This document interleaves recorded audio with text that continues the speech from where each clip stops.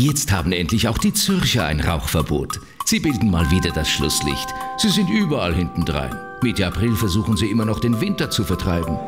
Verspätung auch im öffentlichen Verkehr. Verkehrsmittel Shanghai 430 km/h. Verkehrsmittel Zürich 25 km/h. Zürcher haben gerne alte Sachen. Vor 200 Jahren haben wir in der kalten Jahreszeit so eine Kupferbettpfanne mit heißer Kohle. In Zürich gibt es den letzten Hippie, den letzten Yuppie und die letzten Raver. Zürcher leben gerne in der Vergangenheit. Beim Studententheater in St. Gallen an der Hochschule habe ich zweimal die Hauptrolle gespielt. Super! Aber was macht er heute? Dance-Radio für seine Altersgenossen. Die Zürcher sind in jeder Hinsicht stehen geblieben.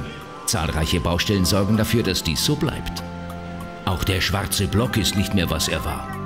Es gilt nicht mehr Zürich brennt, sondern Zürich pennt.